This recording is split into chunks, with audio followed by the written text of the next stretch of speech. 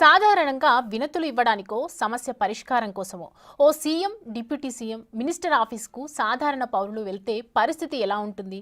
గంటల తరబడి వేచి చూసిన అపాయింట్మెంట్ దొరకక ఉసూరుమంటూ వెనుతిరిగే పరిస్థితులే ఎక్కువ కదా. కానీ అందుకు భిన్నంగా ఉప ముఖ్యమంత్రి పవన్ కళ్యాణ్ వ్యవహరించారు. తన ఆఫీసు వద్దకు సమస్య చెప్పుకోవడానికి ఓ రైతు వచ్చాడని తెలుసుకొని స్వయంగా ఆయనే రైతు వద్దకు వెళ్లి సమస్య పరిష్కరిస్తానని హామీ ఇచ్చారు.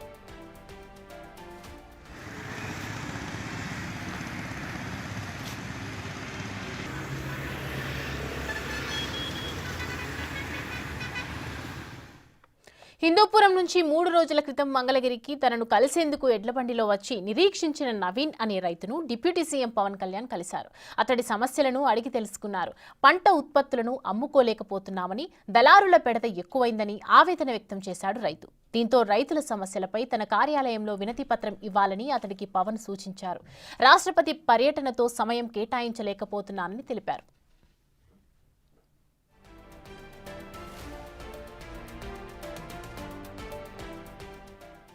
వ్యవసాయ రంగం ప్రక్షాళనకు రైతు నవీన్ నడుం బిగించాడు. తన సంకల్పం ఉప ముఖ్యమంత్రి పవన్ కళ్యాణ్తోనే సాధ్యమవుతుందని భావించాడు.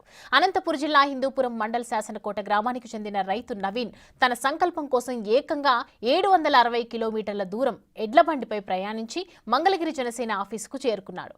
డిప్యూటీ సీఎంను కలిసి సమస్యను తెలపడమే లక్ష్యంగా జనసేన ఆఫీసు ముందు వంట వార్పు చేసుకుంటూ నిరీక్షించాడు. ఎట్టకేలకు పవన్ కళ్యాణ్ తన వద్దకే వచ్చి తన గోడు విని రైతు సమస్యలు పరిష్కారాన్ని కృషి చేస్తానని హామీ ఇవ్వడంతో ఆనందాన్ని వ్యక్తం చేశాడు రైతు నవీన్. వ్యవసాయ రంగంలోకి నకిలీ విత్తనాలు విచ్చలవిడిగా మార్కెట్లోకి వస్తున్నాయని, భవిష్యత్ తరాలకు మంచి ఆహారం అందించలేని పరిస్థితి ఏర్పడుతుందని, వ్యవసాయ రంగాన్ని ప్రక్షాళన చేసే విధంగా చర్యలు తీసుకోవాలని పవన్ కళ్యాణ్ను నవీన్ కోరాడు. అందుకు సముఖంగా పవన్ హామీ ఇచ్చారు. రైతు నవీన్తో మా ప్రతినిధి సాహిత్య ఫేస్ టు ఫేస్ ఇప్పుడు చూద్దాం. అనంతపురం నుంచి అయితే మంగళగిరి 760 కిలోమీటర్లకు పైగానే ఇక్కడికి చేరుకున్నాడు. 30 రోజుల్లో చేరుకున్నారు.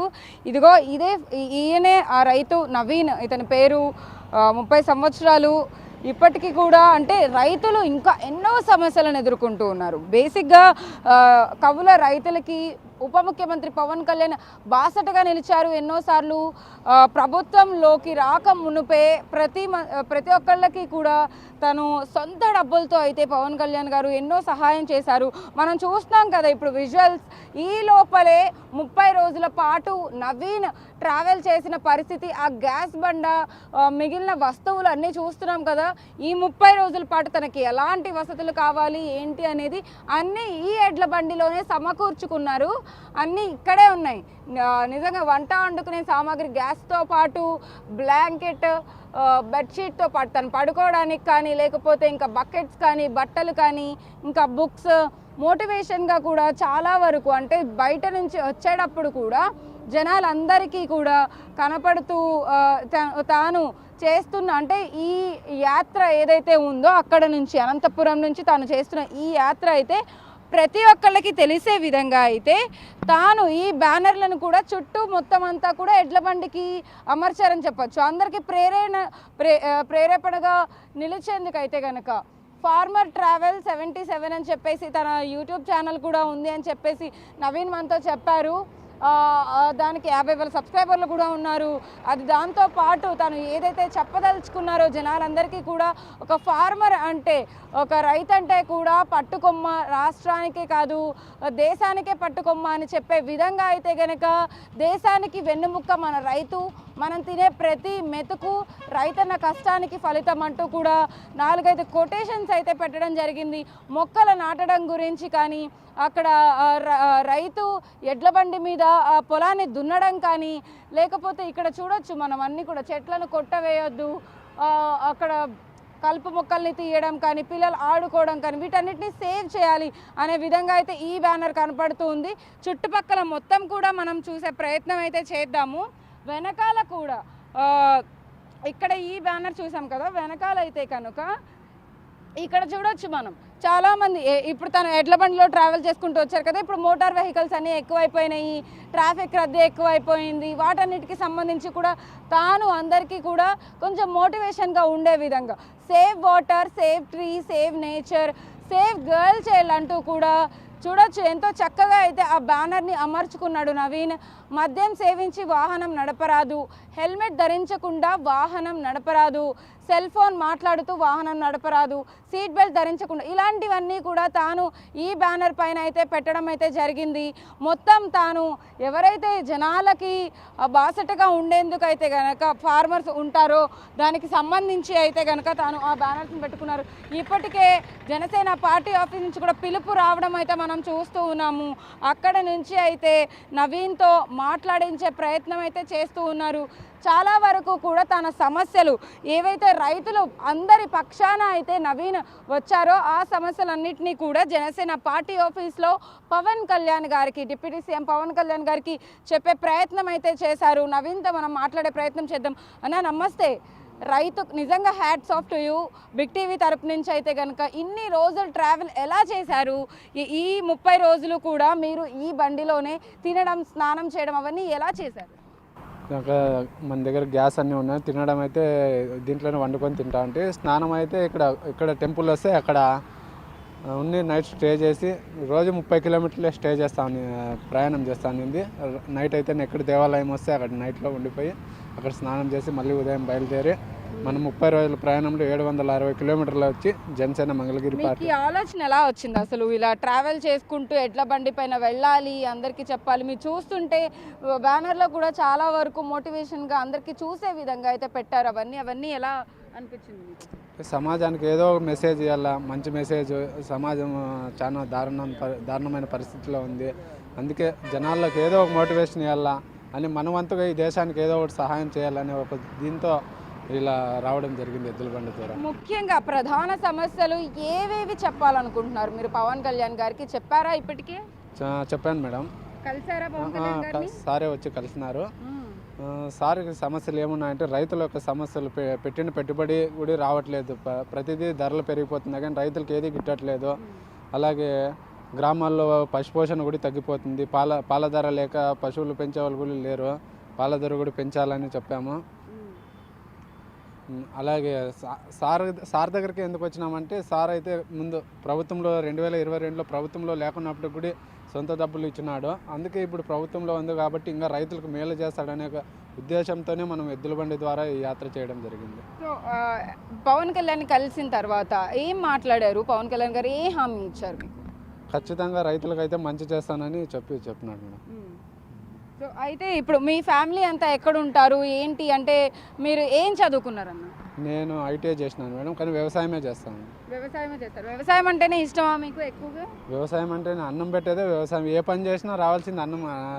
కూటి కోసం కోటి విద్యలు అని ఆ కూటును పండించేదే మేము రైతులు కాబట్టి నాకు వ్యవసాయం అంటేనే ఇష్టం మేడం. ఇక్కడ నుంచి మళ్ళీ ఎప్పుడు ట్రావెల్ చేయబోతున్నారు? ఎలా వెళ్ళబోతున్నారు? అసలు సమస్య మీకు ఖచ్చితంగా అది సాల్వ్ అవుతుంది మీరు ఏదైతే చెప్పారో అని మీకు నమ్మకం ఉందా? ఖచ్చితంగా సాల్వ్ అవుతుంది నమ్మకం ఉంది. ఎందుకంటే పవన్ కళ్యాణ్ సార్ గారు కూడా బాగానే రెస్పాండ్ అయినారు. ఖచ్చితంగా నెరవేరుస్తాము అని చెప్తున్నారు మేడం. చెప్పారు. సో అయితే ఇది పరిస్థితి.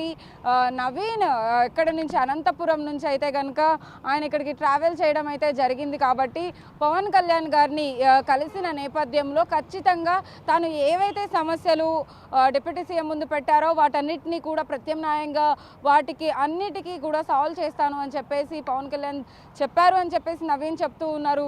మున్ముందు ఎలాంటి సమస్యలు రాబోతున్నాయో వాటన్నిటి మీద కూడా చెప్పిన పరిస్థితి అయితే ఉంది. మొత్తం మీద ఎడ్ల బండి మీద తన ఫార్మర్స్ సమస్యలన్నిటినీ కూడా ఉప ముఖ్యమంత్రికి చెప్పిన నేపథ్యంలో అయితే కనుక పవన్ కళ్యాణ్ బాసటగా నిలుస్తారు అన్న నమ్మకం కూడా తనకి ఉంది అని చెప్పేసి నవీన్ మనతో చెప్తున్న పరిస్థితి అయితే ఉంది. వీడియో జర్నలిస్ట్ సురేష్తో సాహిత్య, బిగ్ టీవీ, మంగళగిరి నుంచి.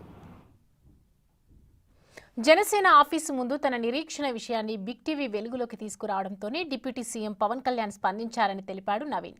వ్యవసాయాన్ని కాపాడాలని తాను చేసే ప్రయత్నానికి బిగ్ టీవీ తోడవడంతో ధన్యవాదాలు తెలిపాడు. రైతు నవీన్కి అనంతపురం నుంచి రావడానికి ఎంత సమయం పట్టింది, ఎంత ఖర్చు అయింది, అసలు గోవులకి ఎలాంటి సంరక్షణ కానీ లేకపోతే ఎలాంటి ఆహారం తీసుకున్నారు, ఇప్పుడు తనంటే మనం చూపించాం లోపల ఎలాంటి ఆహారం తీసుకుంటున్నారు ఏంటి అని చెప్పేసి మొత్తం అంతా అసలు ఈ గోవులకు సంబంధించి ఎలా రక్షణ తీసుకున్నారు అనేది అనని అడుగు తెలుసుకుందాం. నవీన్ అన్న, ఏంటి గోవులకు సంబంధించి ఆహారం ఎలా ఇచ్చావు? ఎన్ని రోజులు నడుచుకుంటారు? దానా ఉంది, అన్నీ పెట్టుకున్నాం లోపలే. ఎద్దులకు కూడా లోపలే నీ ఆహారంతో పాటు గోవుల ఆహారం కూడా పెట్టుకున్నారా? గోవులకు కూడా ఆహారం పెట్టుకున్నాము.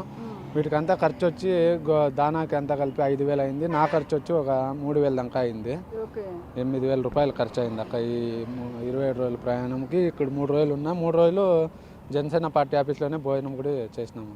3 రోజుల పాటు ఇక్కడే చేసాం.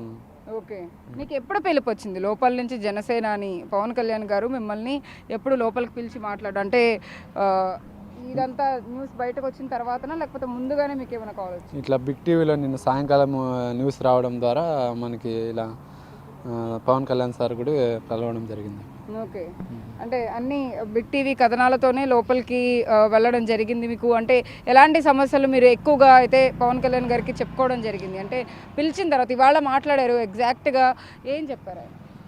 సార్ రైతులకు సమస్యలు చెప్తాము. సారే వచ్చినాడు ఇక్కడికి, ఎద్దుల బండి దగ్గరికి సారే వచ్చినారు.